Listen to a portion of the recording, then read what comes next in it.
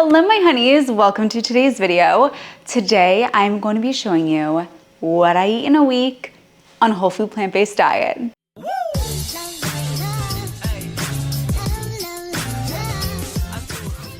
If you're new here, hey, I'm Healthy Emmie. I'm a nutritionist, a weight loss specialist, the creator of the Slim program where you get a custom meal plan, custom workout plan. So if you want it all done for you, check out the Slim program. But this video is going to give you plenty of ideas.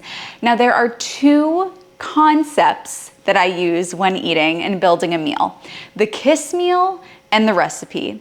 The KISS meal stands for Keep It Simple, Sweetie, and it is completely built off of your plate builder. Your plate builder is when I take out a plate and I'm gonna build a meal and I'm not following a recipe, what formula do I follow to make sure that the meal gives me everything that I need, I'm totally satisfied, my body has everything that it needs, and I'm reaching my goals.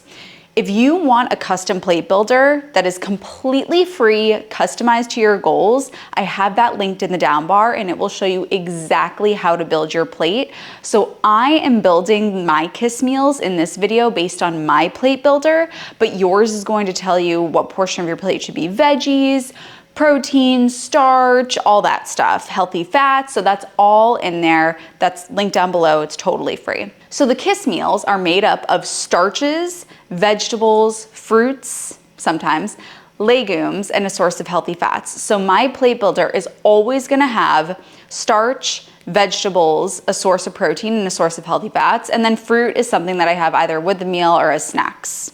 The other category are recipes. Recipes, you know what those are. I don't have to tell you, but they don't follow the simplistic structure of a KISS meal where you're just throwing things together and it's just a bowl of beautiful, nourishing goodness. It's a structured recipe where you follow all the portion sizes, yada, yada, yada. I prefer to have most of my meals as KISS meals, but this video is going to feature both recipes and KISS meals to give you a taste of how you can operate on this plant-based lifestyle. You can follow either formula. Let's get into it.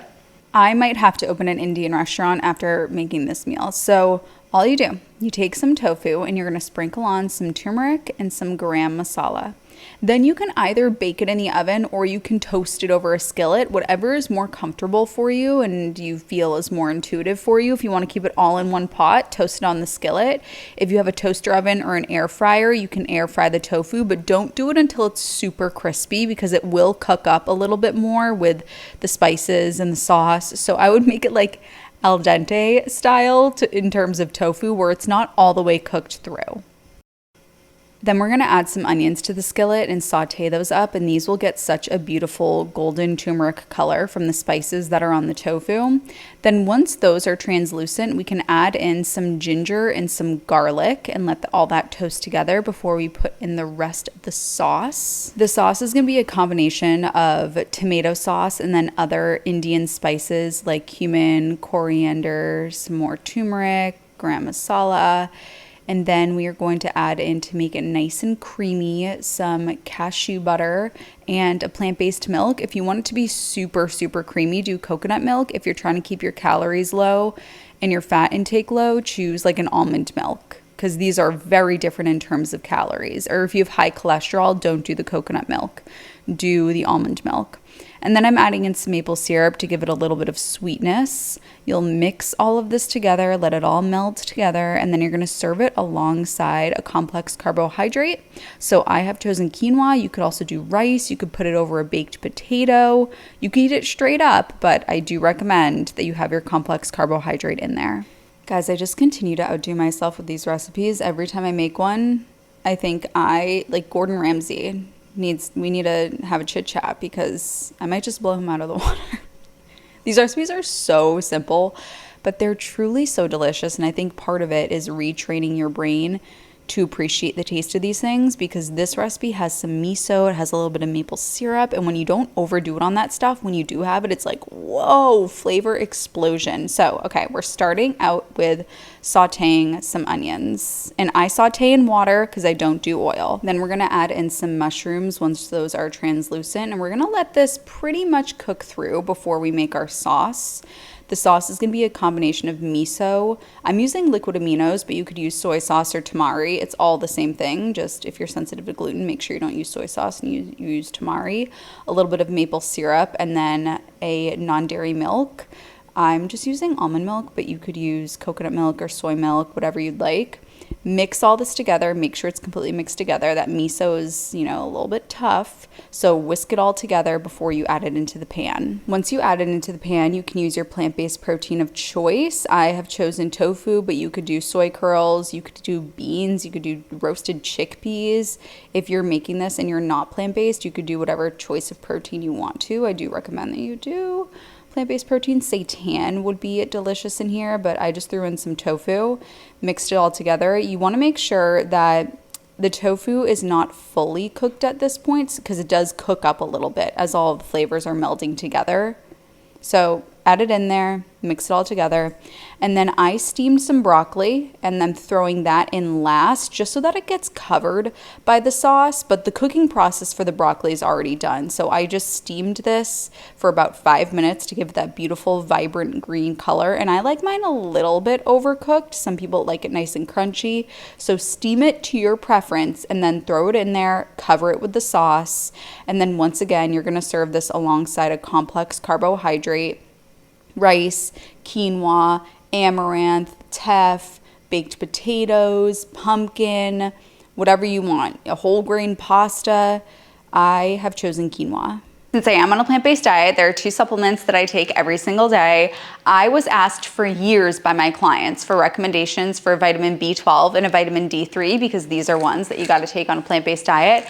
And I could not find one that I felt that I trusted, so I created my own. And I wanted to create one that didn't have any sugar or oil or GMOs or anything gross. I literally just wanted, just give me the B12, just give me the D3. I don't want any other gunk. So I take these every day. If you don't take these, you're at risk for neurological issues. It's not that if you don't take these, if you're deficient in vitamin B12 or in vitamin D3, you're at risk for neurological issues, slow metabolism, inflammation. Low D is linked directly to inflammation. So if you're feeling inflamed, I wouldn't be surprised if your vitamin D is low. But anyway, these are my slim supplements. They're linked below. I take these every single day. This is a kiss meal following my plate builder. So we are starting out with truly God's gift to earth, which is the Japanese sweet potato. If you have been having regular orange sweet potatoes and you've never given yourself a chance to have this piece of magic, give yourself a chance. So they're red on the outside, beige on the inside. The way that I like to cook them is to either poke holes or cut off the ends so that they don't explode in the oven. Put them directly in the oven. You can put them right on the rack, or you can put them on a pan if you're cooking a lot of them. At about 400, let it cook for about an hour. And then here's the key.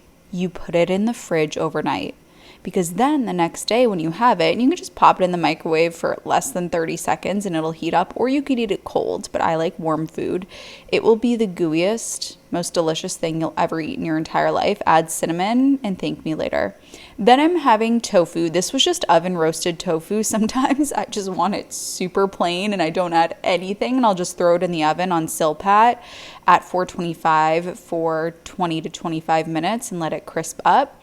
And I did that alongside Brussels sprouts and cauliflower, so I threw those on the pan as well and just let them crisp up. And then I have some steamed red onions, and that makes up the carb, the protein, the veg. Then for my healthy fats, I decided to do avocado, but I like avocado on toast. Avocado just plain Jane in a kiss bowl isn't going to do it for me as much. So I did have some bread toasted with avocado on top, and avocado with lemon hits the spot.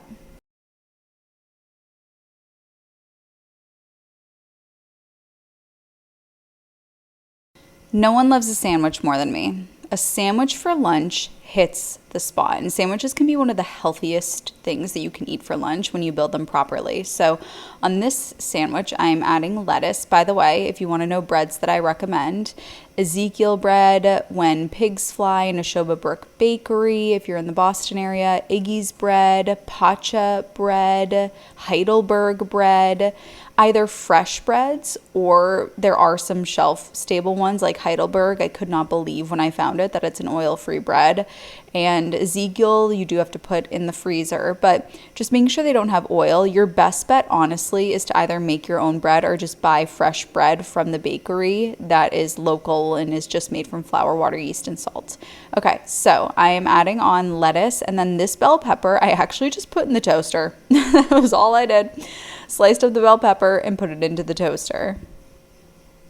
Then I'm adding roasted red peppers, and as I say this, thanks to my fiance, who doesn't know as much about food as I do, I didn't realize that some people don't know what roasted red peppers are. Okay, roasted red peppers you buy in a jar at the grocery store, and they're just peppers that have been marinated in vinegar, roasted and then marinated in vinegar, so there's no oil, but they give such great taste to a sandwich. I think a sandwich is incomplete if there are no roasted red peppers and if there are no pickles. If you add those on there, I'm in absolute heaven.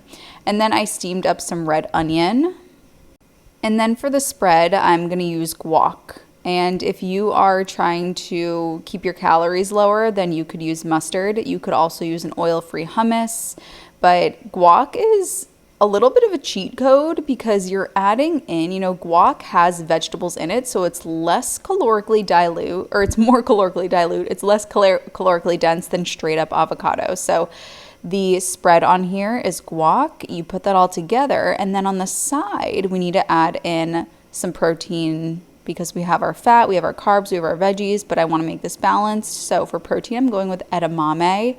Sometimes I'll do soy curls, sometimes I'll do tofu, but man, I love me some edamame. So this is just steamed edamame, and then in my mind, you can never have too many veggies. So I have some roasted zucchini and summer squash. All I did was cut this up. I put it on Silpat, and then I bake it in the oven at 425 for about 20 to 25 minutes.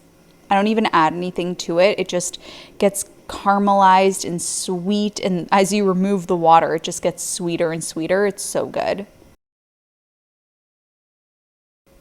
This is a kiss meal, baby. So starting out with roasted veggies, I have zucchini, summer squash, and Brussels sprouts. I don't add anything to these. They can become so delicious when they're just simply roasted and when your taste buds in your brain has been calibrated to appreciate the natural taste of food. So I sliced up the zucchini, sliced up the summer squash, and cut the Brussels sprouts in half. Put them on Silpat, put them in the oven at 425. The zucchini will be done first. The Brussels sprouts are going to take a little bit longer.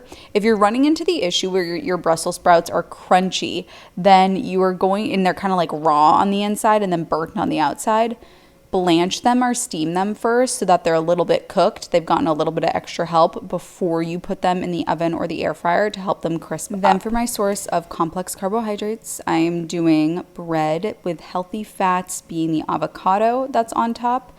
For my source of plant-based protein, these are the Eat Meaty mushroom steaks.